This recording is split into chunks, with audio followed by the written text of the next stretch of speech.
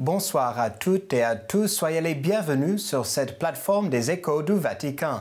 Je m'appelle Julian Paparella et je suis heureux d'être votre présentateur cette semaine.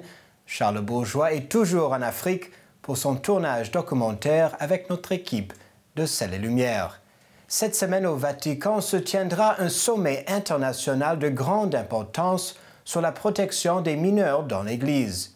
Durant cet événement de format inédit, presque tous les présidents de conférences épiscopales du monde entier seront présents autour du pape François, ainsi que des experts et notamment des victimes des abus sexuels. Ce sommet sera une étape importante dans la prise en compte de ce problème grave au sein de l'Église et cherchera de mettre en harmonie et au même rythme des réponses et efforts nécessaires à travers toute l'Église. Au début de cette semaine très importante, une conférence de presse s'est tenue pour présenter le programme du sommet qui s'ouvrira jeudi et terminera dimanche. Participant à la conférence étaient les organisateurs du sommet, le cardinal Blaise Cupich, archevêque de Chicago, Monseigneur Charles Scicluna, archevêque de Malte et secrétaire adjoint de la Congrégation pour la doctrine de la foi, ainsi que le père Federico Lombardi, modérateur des travaux, et le père Hans Zollner, qui dirige le Centre de protection des mineurs à l'Université grégorienne. Le sommet s'ouvrira par une vidéo présentant le témoignage de plusieurs victimes. Chacune des 3 journées du sommet portera sur un thème particulier. D'abord, la responsabilité des évêques, ensuite le fait qu'ils doivent rendre des comptes, et finalement, la question de la transparence. Les journées seront à chaque fois ouvertes par une prière suivie de 2 interventions, avec un temps dédié aux questions-réponses. Les participants se répartiront ensuite en groupes linguistiques, comme lors d'un synode. Samedi se tiendra une liturgie pénitentielle et dimanche, il y aura la messe de clôture présidée par le pape François. Un site Internet très complet a été mis en ligne ce lundi, mettant à disposition des documents et des données par continent. www.pbc2019.org. C'est un sommet mondial pour un problème mondial, a expliqué Alessandro Gisotti, porte-parole du Vatican, qui a remercié les journalistes pour leur intérêt, expliquant qu'on a besoin de l'engagement de chacun pour affronter ce douloureux chapitre de la vie de l'Église. Des comptes rendus quotidiens auront lieu à la mi-journée et seront disponibles en direct sur le site Internet de Vatican News, avec traduction en 5 langues, y compris en français. Écoutons plus de précisions de la conférence de presse. Il est important que dans le monde entier, le Saint-Père a voulu dire, qu'il a voulu être très clair, que les évêques dans tout le monde, mais non seulement ceux qui participent ici, que chacun d'eux doivent se donner responsable, avoir de la propriété pour ce problème.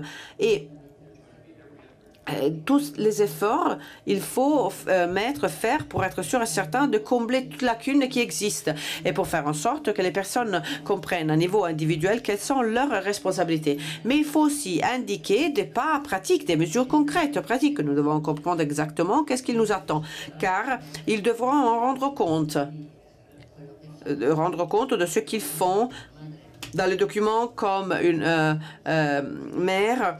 L'on dit qu'il y a les procédures, une mère aimante, affectueuse, et nous voulons une nouvelle aube par rapport à la transparence. Voilà pourquoi ces thèmes sont très importants. Donc, quand je vais rentrer chez moi, à Chicago, quand je parlerai, j'espère que les personnes vont comprendre qu'il s'agit d'un tournant. On ne pourra pas dire qu'il n'y aura plus d'abus dans le monde ou dans l'Église, mais nous devons faire en sorte que les personnes rendent compte de ce qu'ils font.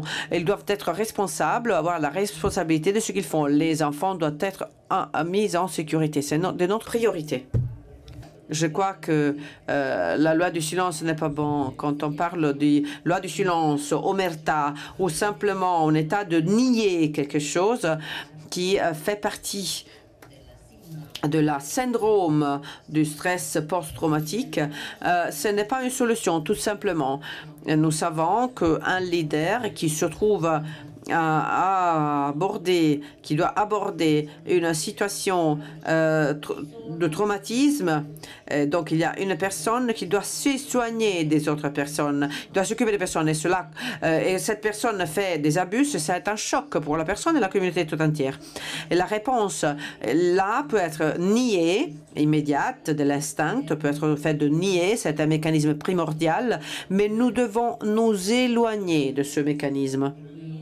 Et donc, qu'il s'agisse de complicité, un code du silence, une négation, cette réaction primordiale au traumatisme, nous devons nous éloigner de tout ceci. Donc voilà pourquoi le troisième jour de cette rencontre si importante sera concentré sur la transparence, la nécessité de rompre ce code du silence, cette complicité. Et nous devons attaquer les faits, car seulement la vérité, nous devons attaquer les faits. Et toujours sur le sujet des abus sexuels, samedi dernier, la Congrégation pour la doctrine de la foi a annoncé la sanction définitive de l'ancien cardinal américain Theodore McCarrick. L'ancien prélat a été déclaré coupable des crimes de sollicitation de la confession ainsi que de violation du 6e commandement du décalogue avec mineurs et adultes, avec la circonstance aggravante de l'abus de pouvoir. McCarrick a reçu la peine la plus grave possible dans le droit canonique. Il est renvoyé de l'état clérical. Le Saint-Père affirme que cette décision est définitive et non susceptible d'ultérieurs recours. Mercredi dernier, lors de son audience générale, le pape François a poursuivi sa série de catéchèses sur le Notre Père. Le pape a indiqué l'exemple de Jésus qui nous invite à prier dans le secret du cœur sans chercher à se faire remarquer par les autres. La prière, le pape a affirmé, est avant tout un dialogue qui se passe dans le silence, comme un carrefour de regards entre deux personnes qui s'aiment, moi et Dieu. Écoutons un extrait de sa catéchèse grâce à Catéo. Jésus veut que ses disciples ne soient pas comme les hypocrites qui prient debout dans les rues pour être admirés par les gens. Jésus ne veut pas d'hypocrisie. La véritable prière est celle que l'on fait dans le secret de sa conscience, dans son cœur, impénétrable et visible uniquement par Dieu. Dieu et moi. Cette prière fuit nos mensonges. Avec Dieu, il est impossible de faire semblant. C'est impossible. Devant Dieu, il n'y a pas de maquillage, il n'y a pas. Dieu nous connaît tels que nous sommes, nus dans notre conscience. Et faire semblant, c'est impossible. Sa racine, la racine donc du dialogue avec Dieu, c'est un dialogue silencieux, comme le croisement de regards entre deux personnes qui s'aiment, l'homme et Dieu. Croise le regard. Voilà, c'est une prière, ça. Regarder Dieu et se laisser regarder par Dieu. Cela, ça veut dire prier. Mais Père, je ne dis pas de mots, mais regarde Dieu et laisse-toi regarder par lui. Et c'est une prière, c'est une belle prière. Pourtant, bien que la prière du disciple soit essentiellement confidentielle, elle ne tombe jamais dans l'intimisme. Dans le secret de la conscience, le chrétien ne laisse pas le monde hors de la porte de sa chambre, mais porte dans son cœur les personnes et des situations, les problèmes. Mercredi dernier, le pape a également reçu Brad Smith, président de Microsoft, pour échanger sur une approche éthique à l'intelligence artificielle. Dans ce domaine, nous avons besoin d'une voix humaine comme celle de l'Église, a déclaré Brad Smith. Il discutait avec le pape les enjeux d'une intelligence artificielle au service du bien commun, ainsi que les différents moyens de réduire la fracture numérique dans le monde. Microsoft et l'Académie pontificale pour la vie vont s'associer pour promouvoir un prix international sur l'éthique dans l'intelligence artificielle. Jeudi dernier, à Rome, le pape François s'est rendu au siège de la FAO pour l'ouverture du Conseil des gouverneurs du Fonds international de développement agricole, FIDA, une agence des Nations unies. Dans son discours devant plusieurs dirigeants et responsables politiques, le Saint-Père les a exhortés à écouter le cri des pauvres et leurs préoccupations et de se mobiliser contre la faim. Écoutons un extrait de cet appel lancé par le pape. À travers ma présence, les désirs et nécessités de la multitude de nos frères qui souffrent dans le monde, j'aimerais que nous puissions regarder leur visage sans rougir, pour que finalement leurs clameurs soient écoutées et leurs préoccupations entendues. Ils vivent des situations précaires, l'air est corrompu, les recours naturels épuisés, les fleuves contaminés, les sols sont acidifiés et ne retiennent pas l'eau suffisamment, ni pour eux-mêmes, ni pour être cultivés. Leurs infrastructures sanitaires sont très déficientes. Les ressources naturelles sont épuisées et défectueuses.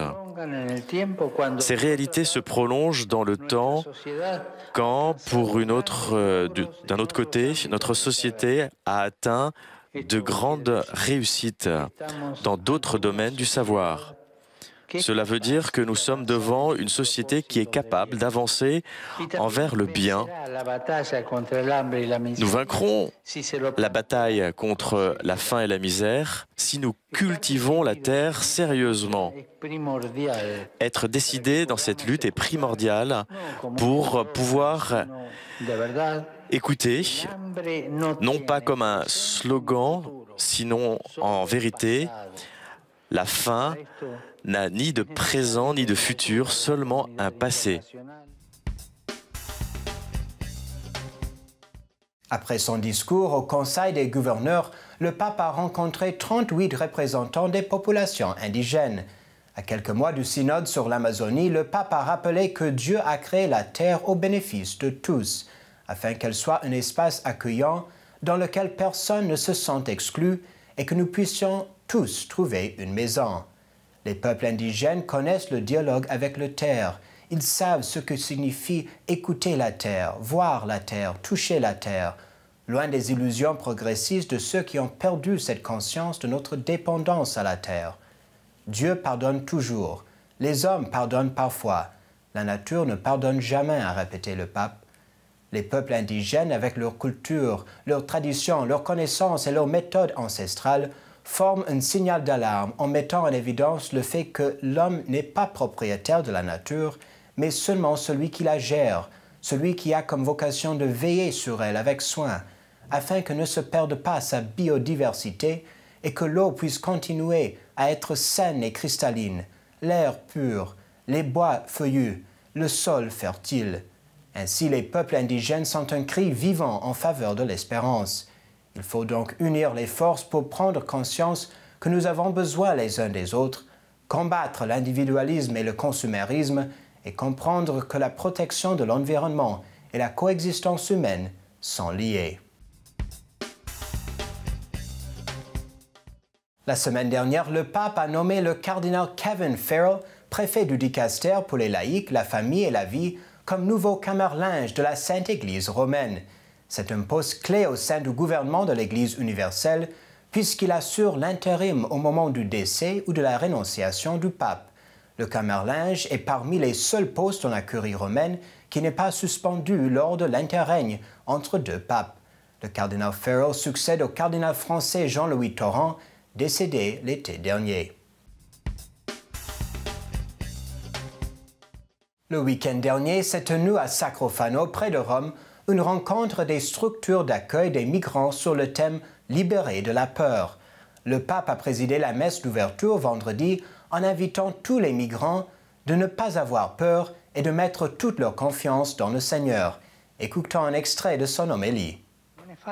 Il n'est pas facile d'entrer dans la culture des autres, de se mettre dans les affaires des personnes si différentes de nous. Il est difficile d'en comprendre les pensées et les expériences. Et souvent, ainsi nous renonçons à la rencontre avec l'autre et nous élevons des barrières pour nous défendre. Nous renonçons à une rencontre. Ce n'est pas humain.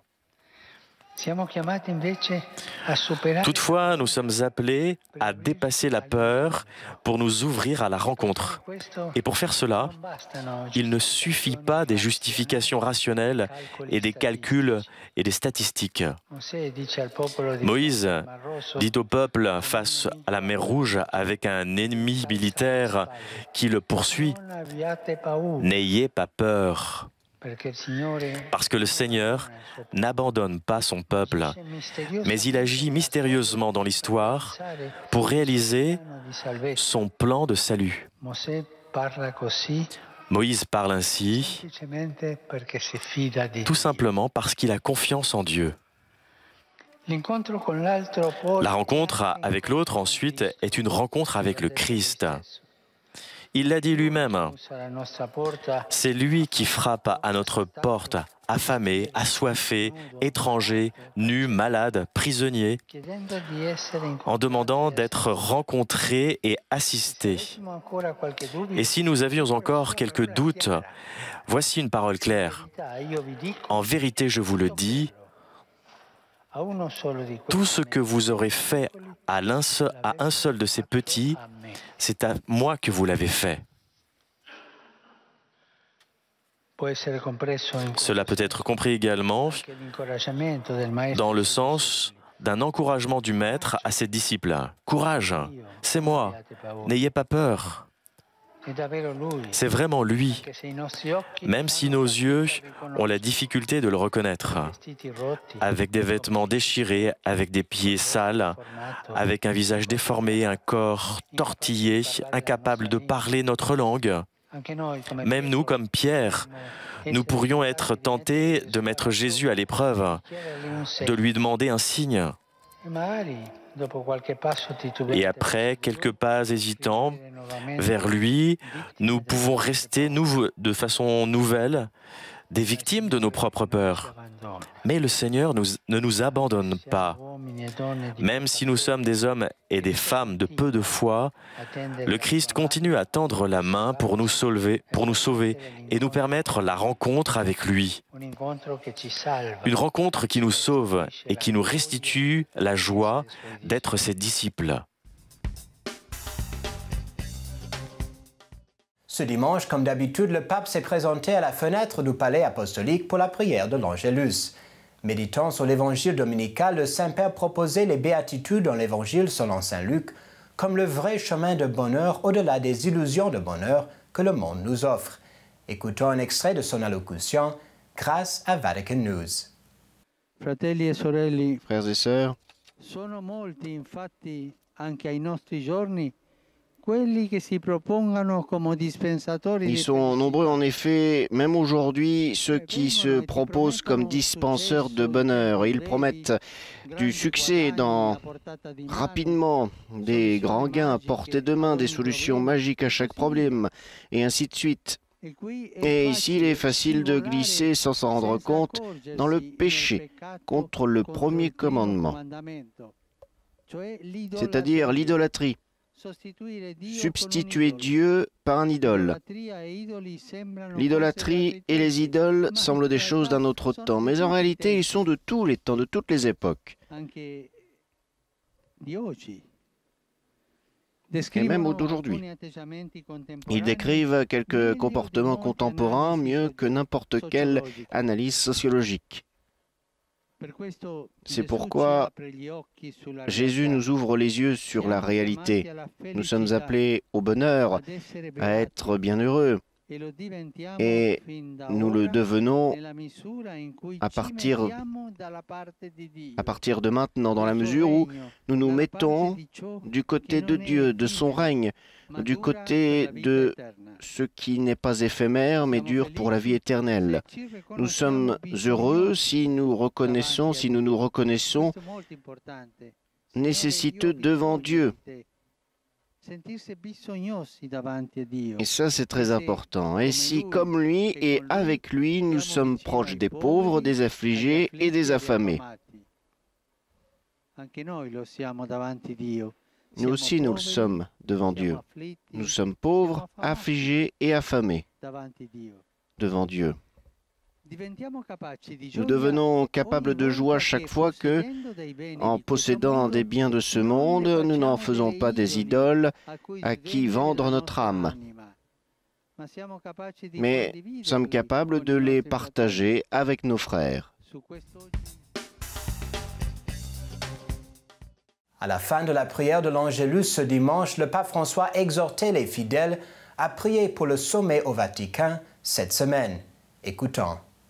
Cari fratelli e sorelle, Chers frères et sœurs,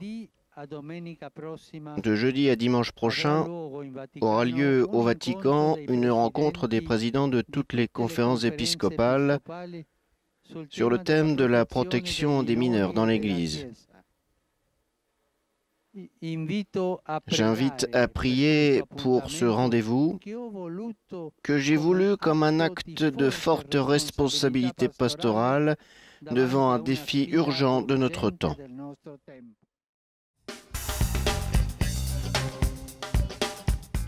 Et c'est également le tweet de la semaine. Le pape nous demande de prier ces jours-ci pour la rencontre sur la protection de l'enfance dans l'Église, un événement que j'ai voulu comme un acte de forte responsabilité pastorale pour affronter ce défi urgent de notre temps. Ce sommet sur la protection de mineurs au Vatican cette semaine suscite bien évidemment des attentes très fortes au sein de l'Église et aussi dans toute la société. Le père Stéphane Joulin, membre de la Société des missionnaires d'Afrique, souvent appelé les Pères Blancs, est un psychothérapeute qui accompagne des victimes d'abus et aussi des auteurs d'abus. Il souligne le besoin de l'Église de prendre en compte les abus sexuels pour répondre à sa responsabilité vis-à-vis des plus petits, responsabilité qui n'est pas seulement institutionnelle, mais surtout évangélique, à la suite du Christ. Le père Joulin s'est entretenu avec notre collègue de Vatican News, Cyprien Villet. Écoutons un extrait. Il faut être en capacité de rendre des comptes au peuple de Dieu. Et donc, la responsabilité épiscopale, elle est d'abord une responsabilité d'accompagnement des situations, accompagner les gens, accompagner les victimes. Et ça, je pense que les évêques de plus en plus arrivent à comprendre aujourd'hui qu'ils sont les évêques non seulement du prêtre qui a abusé, mais qui sont aussi les évêques de ceux et celles qui ont été abusés. Donc ça, je pense qu'il y a un déplacement qui s'est fait et qui est en train de se faire à l'échelle mondiale dans les épiscopats. Ça commence à rentrer dans une compréhension où les victimes ne sont plus des ennemis qui affrontent l'Église, mais vraiment des membres de l'Église qui sont en souffrance. Donc ça, c'est important. Mais la notion de reddition de compte ou d'accountability en anglais, c'est une difficulté parce que culturellement, les évêques ne rendent pas de compte. Enfin, à Rome, éventuellement, quand c'est des problèmes de foi et de morale importants, mais autrement, ils ne rendent pas de compte. Ils sont patrons chez eux. Donc c'est un changement de culture qu'on leur demande. On dit là, non, sur ces questions-là, on va vous demander des comptes. Dites-nous ce que vous faites comme travail. On n'accepte plus que vous nous dites simplement, on travaille à ces questions-là. Concrètement, qu'est-ce que ça veut dire? Vous avez fait combien de réunions? Qui était présent? Quels sont les sujets que vous avez travaillés? Que le peuple de Dieu demande à ses pasteurs des comptes, je trouve que c'est plutôt ça. C'est pas des brebis qui se laissent mener béatement et sans réagir. Ils sont prêts à suivre un pasteur. Mais il faut que leur pasteur leur donne les signes que ça vaut le coup de les suivre.